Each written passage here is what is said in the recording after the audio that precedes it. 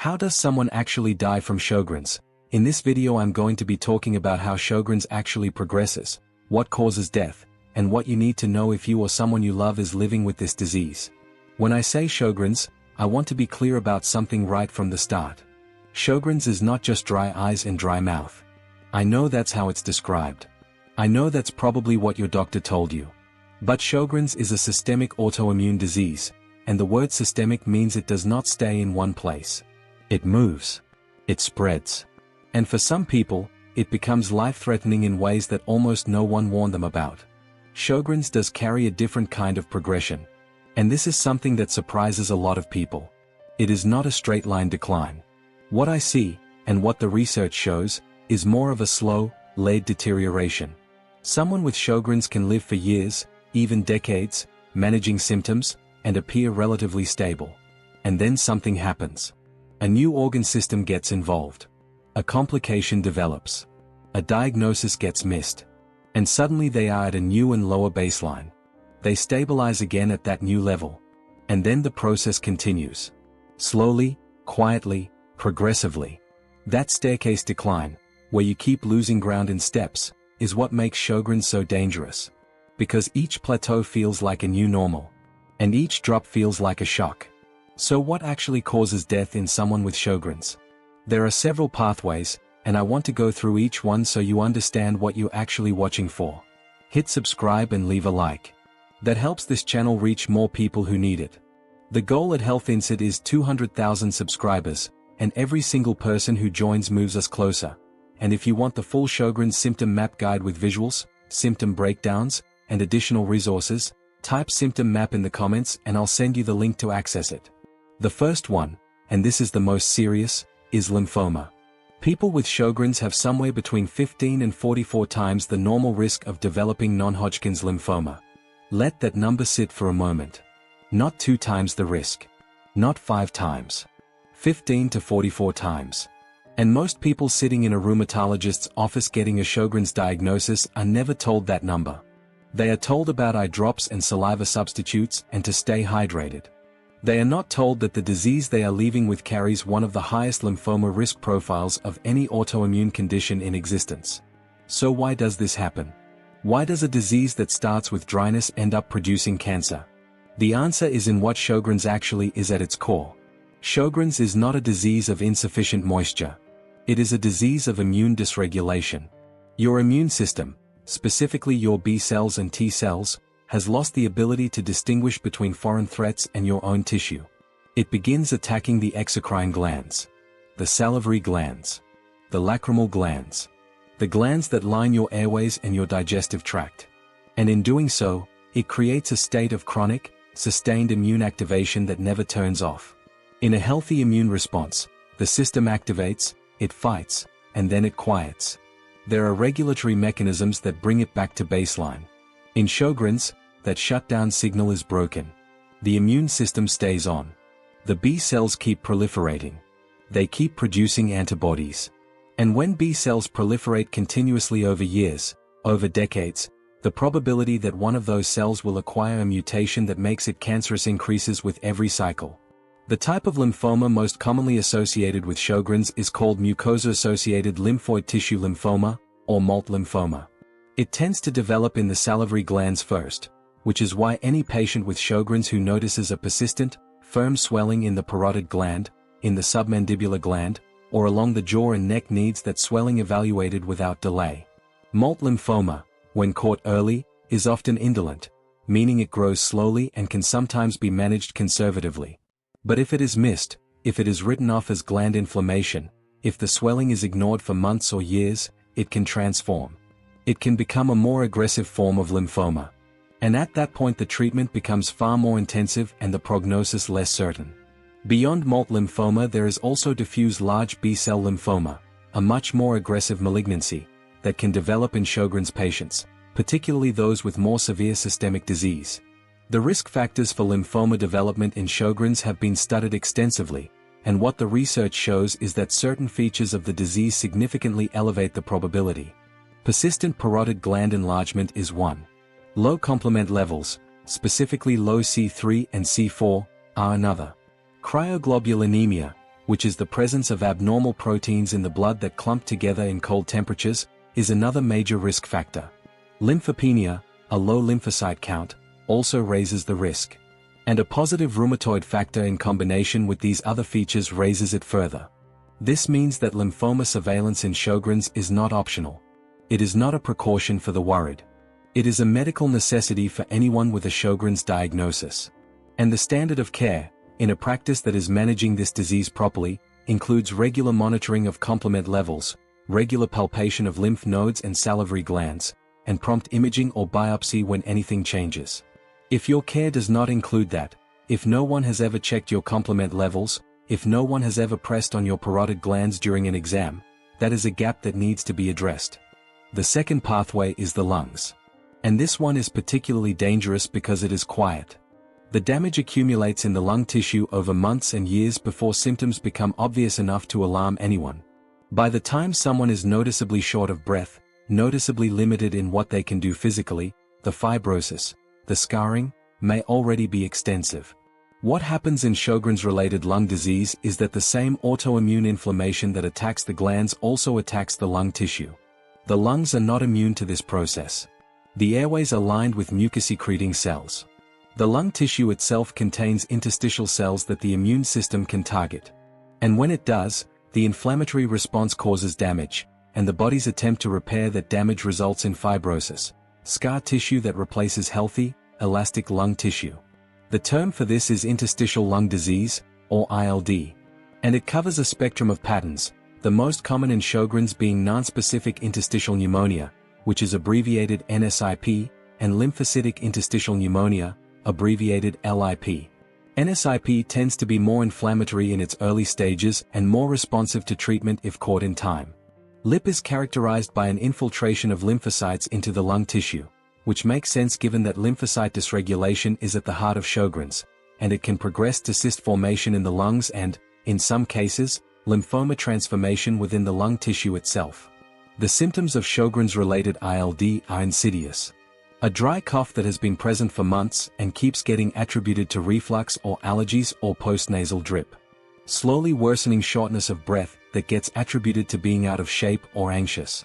Fatigue that already gets blamed on the Sjogren's itself, making it easy to miss the point at which the lungs are contributing to that fatigue in a new and more serious way. By the time someone gets a chest CT and the imaging shows ground glass opacities or reticular changes or honeycombing, the patterns that indicate ILD, the disease has often been present for a significant period of time. What makes this worse is that pulmonary function testing, which is a relatively simple outpatient test, can detect reduced lung function before symptoms become disabling. A pulmonary function test, or PFT, measures how much air the lungs can hold and how efficiently they can exchange gas. In patients developing ILD, the test will show a restrictive pattern, reduced lung volumes, reduced diffusing capacity, before the person is obviously symptomatic. This test should be part of routine monitoring in Sjogren's. And yet many patients go years without ever having one. Once ILD progresses to an advanced stage, the options narrow significantly. End-stage ILD means end-stage respiratory failure. It means oxygen dependency. It means a significantly shortened life expectancy. Lung transplantation exists as an option for some patients, but it is a major surgery with significant morbidity and a limited donor pool, and it is not accessible to everyone. The window for intervention, for anti-inflammatory treatment, for immunosuppression that slows or halts the fibrotic process, exists early in the disease course. Not late. Which is why catching it early is not a luxury. It is the entire game. There is also the question of airway involvement beyond the lung parenchyma. Sjogren's can affect the trachea, the bronchi, the smaller airways. It can cause a condition called bronchiolitis, inflammation of the small airways, which creates airflow obstruction that looks similar to asthma or COPD, but has a completely different underlying mechanism. Patients with this pattern are sometimes treated for years for asthma without ever realizing that the Sjogren's is the driver. And the treatment for Sjogren's-related airway disease is fundamentally different from the treatment for garden-variety asthma. The third pathway is the cardiovascular system. And this pathway is one where the connection is least obvious to the patient, because nothing in the experience of having Sjogren's feels like it is related to the heart. The dryness, the fatigue, the joint pain, none of it announces that something is happening to the arteries. And that invisibility is part of what makes it so dangerous. What chronic systemic inflammation does to the cardiovascular system has been studied extensively in conditions like rheumatoid arthritis and lupus, and the findings translate directly to Sjogren's. Persistent inflammatory cytokines, the chemical messengers produced during chronic immune activation, cause endothelial dysfunction. The endothelium is the thin layer of cells lining the inside of every blood vessel in your body. When it is repeatedly exposed to inflammatory signals, it becomes dysfunctional. It stops regulating vascular tone properly. It becomes more permeable. It creates an environment where atherosclerotic plaques form more readily, grow more quickly, and become less stable. Unstable plaques are the ones that rupture. And when an atherosclerotic plaque ruptures inside a coronary artery, the result is a heart attack. When it ruptures or causes clotting in a cerebral artery, the result is a stroke. This is not a theoretical risk. The data on cardiovascular mortality in Sjogren's patients shows elevated rates of both myocardial infarction and cerebrovascular events compared to the general population, even after controlling for traditional cardiovascular risk factors like smoking, hypertension, and diabetes. The inflammation itself is an independent risk factor. The autoimmune disease itself is raising the cardiovascular risk, above and beyond whatever other risk factors are present. There is also the issue of pericarditis, inflammation of the lining around the heart, and myocarditis, inflammation of the heart muscle itself, both of which can occur in Sjogren's as direct manifestations of the autoimmune process. These are less common than the atherosclerotic pathway but not rare. Pericarditis in Sjogren's can cause chest pain, shortness of breath, and in severe cases, pericardial effusion, a buildup of fluid around the heart that can compress the cardiac chambers and impair their ability to fill. Myocarditis can cause arrhythmias, heart failure, and sudden cardiac death in the most severe cases.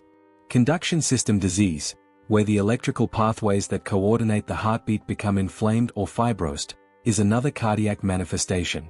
This is particularly well documented in neonatal lupus, which shares immunological features with Sjogren's, but it can occur in adult Sjogren's as well. Conduction abnormalities can produce heart block, bradycardia, and in severe cases, syncope or sudden arrhythmic death. So when a Sjogren's patient is told by their rheumatologist that cardiovascular health is their responsibility and to just eat well and exercise, and that advice is given without any acknowledgement of the disease-specific cardiovascular risk, without any discussion of whether aggressive disease management might lower that risk, without any coordination with cardiology, that is an incomplete standard of care. The cardiovascular risk in Sjogren's is real, it is documented, and it deserves to be managed proactively. The fourth pathway is the kidneys. And this one tends to fall completely off the radar because, like the lungs and the heart, the kidneys do not produce dramatic early symptoms when they are being affected by Sjogren's. Kidney damage is quiet. It accumulates. It shows up in lab values before it shows up in how a person feels. And if no one is checking the labs, if no one has ordered a comprehensive metabolic panel with attention to the kidney function markers, if no one has checked urine protein levels, if no one has checked the acid-base balance, then the damage goes undetected until it is significant. Renal tubular acidosis is the most commonly discussed kidney complication in Sjogren's. The tubules are the parts of the kidney that reabsorb substances from the filtered urine back into the bloodstream, including bicarbonate, which is essential for maintaining the pH balance of the blood. When Sjogren's inflammation damages these tubules, they lose their ability to reabsorb bicarbonate properly, and the blood becomes acidic. This is called type 1 renal tubular acidosis, or distal RTA. The symptoms of distal RTA in Sjogren's are often vague and overlap with other Sjogren's symptoms in frustrating ways. Fatigue, muscle weakness, bone pain. In more severe cases, hypokalemia, dangerously low potassium, can occur, which can cause muscle paralysis and cardiac arrhythmias. The bone pain occurs because the body, attempting to buffer the excess acid in the blood, draws calcium from the bones. Over time this leads to osteomalacia, softening of the bones, and significantly increased fracture risk.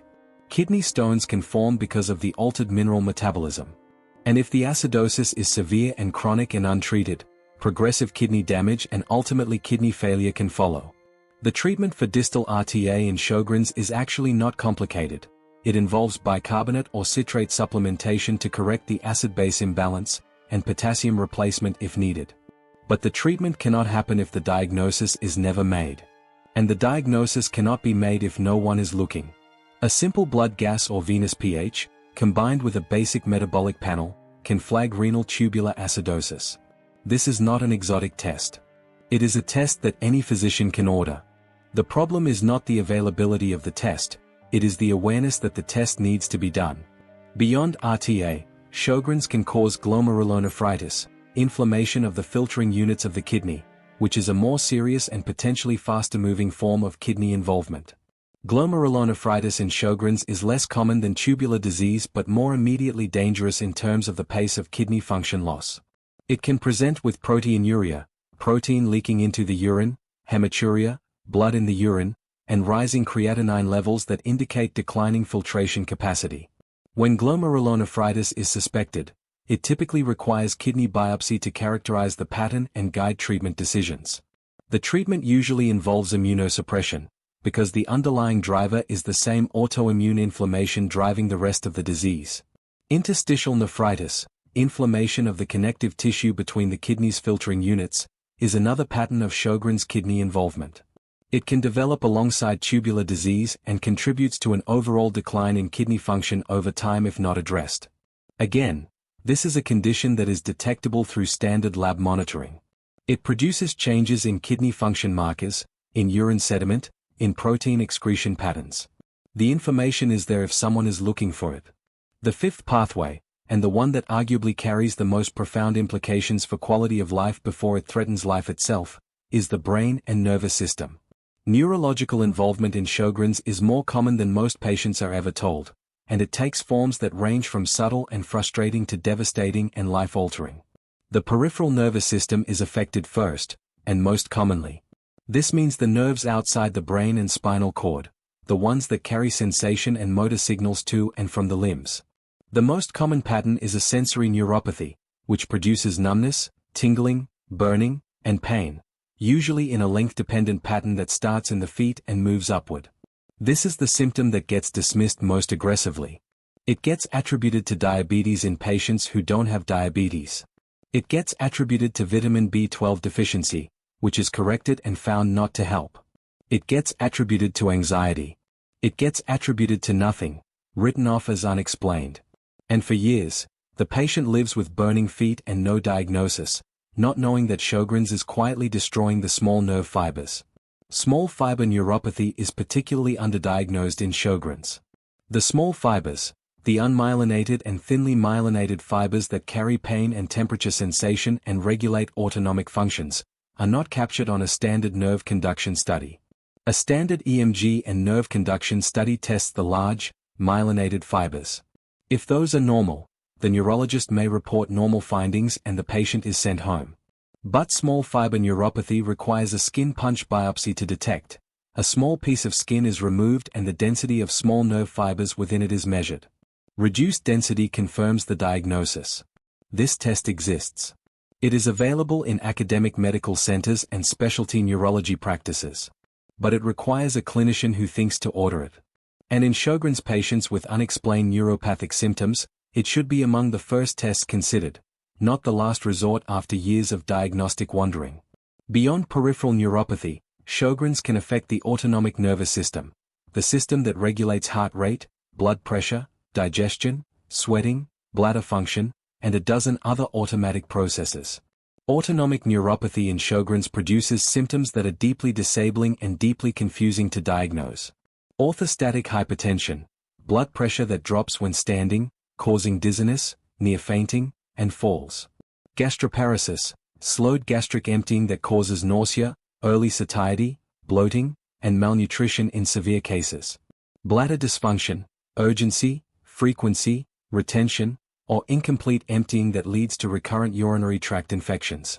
Abnormal sweating, either reduced sweating that impairs heat regulation, or abnormal sweating patterns that are intensely uncomfortable. These are all manifestations of Sjogren's attacking the autonomic nervous system. And patients with these symptoms are typically scattered across multiple specialties: cardiology, gastroenterology, urology, dermatology, each treating the downstream effect while the autoimmune driver goes unaddressed. Now we come to the central nervous system. CNS involvement in Sjogren's is the most serious neurological pathway and the one with the most direct implications for mortality. The brain and spinal cord are not immune to the autoimmune process. The inflammation that characterizes Sjogren's can cross into the central nervous system through several mechanisms: through direct inflammatory attack on blood vessel walls, through the production of autoantibodies that target neural tissue, through inflammatory cells that infiltrate the brain parenchyma itself. What does this look like clinically? It can look like cognitive dysfunction, memory problems, word-finding difficulties, processing speed that slows in ways that are obvious to the patient and yet dismissed as stress or aging by clinicians. It can look like white matter lesions on brain MRI, areas of abnormal signal that indicate damage to the myelin sheaths of the nerve fibers, similar to what is seen in multiple sclerosis. It can look like seizures, which occur when the brain's electrical activity is disrupted by inflammatory changes. It can look like encephalopathy, a global decline in brain function that in severe cases causes confusion, personality changes, and impaired consciousness. It can look like optic neuritis, inflammation of the optic nerve that causes vision loss, which is sometimes the first manifestation that leads to the discovery that the nervous system is involved. The most serious CNS manifestations in Sjogren's involve cerebrovascular events. Stroke. The mechanism here is multifactorial. It includes the accelerated atherosclerosis described in the cardiovascular section, but it also includes vasculitis, which is inflammation of the blood vessel walls themselves that can cause them to narrow, occlude, or rupture. Cerebral vasculitis in Sjogren's is rare but documented, and it carries a serious prognosis. It can cause ischemic strokes from vessel occlusion or hemorrhagic strokes from vessel rupture. Both can be fatal or permanently disabling. There is a specific antibody, anti-SSA, also known as anti-Ro, that is found in the majority of Sjogren's patients and has particular relevance to neurological involvement. Anti-Ro antibodies have been shown to have direct effects on cardiac and neurological tissue. In the nervous system, anti-Ro antibodies can interfere with ion channels and cellular signaling in ways that contribute to neurological dysfunction. The presence of high-titer anti-Ro in a patient with neurological symptoms should prompt a thorough neurological workup, including brain MRI with contrast, CSF analysis if appropriate, and referral to a neurologist with experience in autoimmune neurological conditions. The connection between Sjogren's, neuroinflammation, and cognitive decline is an area of active research. There is growing evidence that the chronic low-grade neuroinflammation present in Sjogren's may accelerate the kind of cognitive deterioration that, over decades, resembles and may overlap with neurodegenerative conditions. The mechanisms being studied include disruption of the blood-brain barrier by circulating inflammatory mediators, microglial activation driven by systemic autoimmune signals, and the direct neurotoxic effects of autoantibodies. This does not mean that every Sjogren's patient will develop dementia. It means that the neuroinflammatory burden of this disease, if uncontrolled, if allowed to accumulate over decades, creates a biological environment in the brain that is less resilient, less protected, and more vulnerable to the processes that lead to cognitive decline. This is the Sjogren's to brain damage connection that most patients never hear about. The disease does not just make your eyes dry. It can infiltrate your nervous system. It can damage your nerve fibers. It can inflame your brain. It can cause strokes. And for the patient sitting in doctor's offices being told that their brain fog is just fatigue, that their tingling feet are nothing to worry about, that their memory problems are just stress, this is information they deserve to have. The sixth pathway is pulmonary hypertension. This one is less common than interstitial lung disease, but significantly more rapidly fatal when it develops. Pulmonary hypertension means high blood pressure in the blood vessels that supply the lungs, the pulmonary arteries. In autoimmune conditions like Sjogren's, the mechanism involves autoimmune inflammation of the pulmonary artery walls, which causes progressive thickening and narrowing of those vessels. As the vessels narrow, the resistance to blood flow through the lungs increases. The right ventricle of the heart, which pumps blood through the lungs, has to work harder and harder to push blood through those narrowed vessels. Over time, the right ventricle hypertrophies, it enlarges and stiffens in response to the increased workload. And eventually, it fails. Right heart failure from pulmonary arterial hypertension is the cause of death in this pathway. What makes pulmonary hypertension particularly dangerous is that the symptoms in the early stages are nonspecific and easily attributed to other aspects of Sjogren's. Fatigue. Exertional shortness of breath. Reduced exercise tolerance. These are symptoms that virtually every Sjogren's patient already lives with, which means the signal from the pulmonary hypertension gets lost in the noise of the baseline disease. By the time the symptoms become distinctive enough to trigger the right investigation, by the time the swelling in the legs and the severely impaired exercise capacity and the cyanosis prompt an echocardiogram, the disease may be in an advanced stage. Screening for pulmonary hypertension in high-risk autoimmune patients involves echocardiography, which can estimate pulmonary artery pressures non-invasively, and pulmonary function testing. The definitive diagnosis requires right heart catheterization, where a catheter is threaded into the right side of the heart and pulmonary artery to directly measure pressures. This is an invasive procedure, but it provides definitive information that guides treatment. Treatments for pulmonary arterial hypertension have improved significantly in the past 2 decades. There are now multiple drug classes that can slow disease progression and improve symptoms, but the effectiveness of treatment is far greater when initiated early. Waiting until the right ventricle is already failing means starting treatment at a disadvantage that is difficult to overcome. The 7th pathway, which does not always appear in formal lists of Sjogren's complications but deserves its place here, is sepsis driven by the compromised mucosal barrier. This may sound like a secondary concern, an infection complication rather than a direct disease pathway, but it is responsible for a significant number of deaths in patients with autoimmune conditions, and the mechanism in Sjogren's is specific and important. The mucosal surfaces of the body, the lining of the mouth, the throat, the airways, the digestive tract, the urinary tract, are the first line of defense against pathogens. They produce mucus that traps bacteria and viruses. They contain immune cells that patrol the surface and neutralize threats before they can penetrate deeper tissue. And critically, they are kept moist and intact by the secretions of the exocrine glands, the very glands that Sjogren's destroys. When Sjogren's dries out the mouth, it is not just uncomfortable. Saliva contains immunoglobulins, lysozyme, lactoferrin, and other antimicrobial compounds that kill bacteria before they can establish infection. Without adequate saliva, the oral cavity becomes colonized with pathogenic bacteria. Dental caries progress rapidly. Periodontal disease worsens. Oral candidiasis, fungal infection, becomes recurrent. And for patients who are immunosuppressed as part of their Sjogren's treatment, the risk of invasive oral and systemic fungal infection becomes significant. When Sjogren's dries out the airways, it disrupts the mucociliary clearance mechanism, the coordinated beating of tiny cilia that moves mucus and trapped particles upward and out of the lungs. When this mechanism is impaired, bacteria and particulates are not cleared efficiently. Recurrent respiratory infections become more frequent. Aspiration, the entry of oral bacteria into the lungs, becomes more likely, particularly in patients who also have autonomic dysfunction affecting swallowing. And pneumonia, in a patient with already compromised lung tissue from ILD, is not a minor event. It can trigger respiratory failure. Beyond the airways, the urinary tract is also affected. Sjogren's patients with autonomic dysfunction affecting the bladder, incomplete emptying, urinary retention, are at significantly elevated risk for recurrent urinary tract infections. And in a patient who is immunosuppressed, a UTI that would be uncomplicated in a healthy person can ascend to the kidneys, cause pyelonephritis, and if not treated aggressively, progress to urosepsis, a systemic infection that carries meaningful mortality, particularly in older and more medically complex patients. The interconnection of all of these pathways is the final and perhaps most important thing to understand about how Sjogren's kills.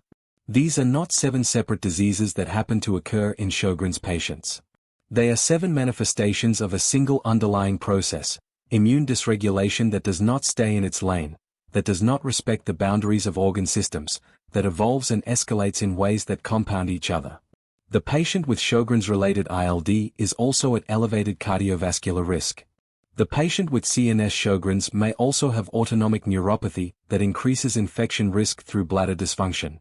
The patient on immunosuppression for glomerulonephritis has altered their infection risk profile at the same time they are managing their renal disease. Every system interacts with every other system. And the clinical picture is almost never one clean diagnosis. It is a web of overlapping, reinforcing processes. This complexity is why Sjogren's requires multidisciplinary care. Rheumatology alone is not sufficient. A rheumatologist managing the primary autoimmune process is essential, but so is a pulmonologist who is monitoring lung function regularly and knows the Sjogren's ILD patterns. A cardiologist who understands autoimmune cardiovascular risk and is not just treating the heart in isolation. A nephrologist who checks the renal labs with the right frequency and knows what to look for. A neurologist with experience in autoimmune neuropathy who can order and interpret the appropriate testing. And ideally, communication between all of these providers so that the treatment decisions in one domain do not create inadvertent problems in another. Most Sjogren's patients do not have this. Most Sjogren's patients have a rheumatologist they see every 3 to 6 months, and a collection of other specialists who may or may not be communicating with each other, who may or may not be aware of the full complexity of the systemic picture. This is not a criticism of individual physicians, it is a reflection of how the healthcare system handles chronic, multisystem autoimmune disease in general. The coordination that these patients need requires intentional effort to create. It does not happen automatically. And the patients who understand their disease well enough to drive that coordination, to bring information to appointments, to ask the right questions, to advocate for the monitoring that the evidence says they need, are the ones who are most likely to catch complications early, when the window for intervention is still open. Now here is what I want you to understand about all of this. Sjogren's rarely shows up on a death certificate as the cause of death. What you see on that certificate is lymphoma, or respiratory failure, or cardiac arrest, or sepsis. And so statistically, Sjogren's looks safer than it is. The numbers that researchers use to study Sjogren's mortality are almost certainly underestimates, because the deaths are being counted under the complications rather than under the disease that drove them. But those deaths are Sjogren's deaths. They are the downstream consequences of a disease that was misdiagnosed, dismissed, undertreated, or monitored inadequately for years while the systemic damage accumulated quietly in the background. The most dangerous thing about Sjogren's is the gap between the onset of damage and the awareness of that damage. The inflammation starts years, sometimes more than a decade, before diagnosis. During those years, the patient is being told their symptoms are anxiety, menopause, depression, or stress. They are being prescribed antidepressants and sleeping pills and referrals to psychiatry. They are not being told that their immune system is attacking their body. And during those years, the damage is not waiting. The fibrosis in the lungs is progressing. The atherosclerotic process is advancing. The nerve fibers are being destroyed. The lymphocyte proliferation that may eventually become lymphoma is underway. And then the diagnosis finally arrives, often after years of medical wandering, and the patient is relieved to finally have a name for what they are experiencing. But by that point, some of that damage is not reversible. The window that existed early in the disease course, when aggressive monitoring and treatment might have prevented the worst outcomes, has narrowed. This is not said to frighten you. This is said because if you have been dismissed, if you have been told it is nothing serious, just dry eyes, just fatigue, just getting older, you deserve to know what this disease is actually capable of. Because knowing is what allows you to advocate for yourself. Knowing is what gets the right monitoring ordered. Knowing is what keeps you alive. So what can you do with this information? The most important thing is this: Sjogren's requires proactive, multisystem monitoring. Not just treatment of symptoms as they appear. That means regular pulmonary function testing, at baseline when you are diagnosed and then at intervals determined by your clinical picture, more frequently if you have any respiratory symptoms. It means a baseline echocardiogram and cardiovascular risk assessment, with attention to the disease-specific inflammatory risk that goes beyond the standard Framingham risk score. It means renal panels, basic metabolic panels, urine protein testing, and periodic attention to acid-base balance, to catch tubular disease and glomerulonephritis before they are advanced. It means watching for lymph node changes and salivary gland swelling and having them investigated promptly rather than observed indefinitely. It means taking neurological symptoms seriously, the burning feet, the tingling, the cognitive changes, the autonomic symptoms, and pursuing the appropriate testing including skin punch biopsy for small fiber neuropathy and brain MRI if there are any central nervous system symptoms. It means complement levels and cryoglobulin testing in patients with features that elevate lymphoma risk. It means, in short, treating Sjogren's as the serious systemic autoimmune disease it is, rather than as a collection of nuisance symptoms that need to be managed for comfort. If you have been living with Sjogren's for years without any of that monitoring, that is not your failure. That is a failure of how this disease is managed at a systemic level, in medical education, in specialty training, in clinical guidelines that are often not followed in practice. But you can begin to change it now. You can bring this information to your next appointment. You can ask specifically about pulmonary function testing, about complement levels, about renal monitoring, about neurological evaluation. You can ask your rheumatologist whether the specialists involved in your care are communicating with each other. You can ask whether your disease activity is being adequately monitored or simply observed. And if the answers to those questions are not satisfactory, if your concerns are dismissed, if your questions are deflected, if you are told that Sjogren's is not that serious, you can find a provider who understands the full scope of what you are living with. If you are a caregiver, if you are watching someone you love navigate this disease, the most important thing you can do is keep records. Track the changes across time. Write down the new symptom, the new limitation, the day the shortness of breath started getting worse. That longitudinal record is something that no single clinical encounter can produce, and it is one of the most valuable tools available in managing a disease that progresses in subtle steps over a long period of time. It gives clinicians something to measure against. It gives you something to point to when you need to advocate for a specialist referral or a test that has not been ordered. Sjogren's is not a death sentence. There are patients who live for decades with this disease and whose systemic involvement remains limited and manageable. But Sjogren's is not a minor inconvenience either. It is a serious systemic autoimmune disease with documented pathways to lymphoma, respiratory failure, cardiac death, renal failure, neurological devastation, and sepsis. And the difference between the patient who lives well with Sjogren's for 30 years and the patient who loses years to preventable complications often comes down to one thing: whether the disease was taken seriously early enough, monitored carefully enough, and managed aggressively enough to stay ahead of the damage. You deserve to be that first patient. You deserve a medical team that treats this disease with the seriousness it warrants. And you deserve to walk into every appointment knowing exactly what questions to ask, what tests to request, and what changes to watch for, because you understand what this disease is actually capable of. If this video helped you understand what is actually happening in your body, download the symptom map below. It will help you track your experience across all the organ systems we talked about today: the lungs, the heart, the kidneys, the nervous system, the lymphatic system, so that when you walk into that appointment, you are walking in prepared, informed, and ready to advocate for yourself.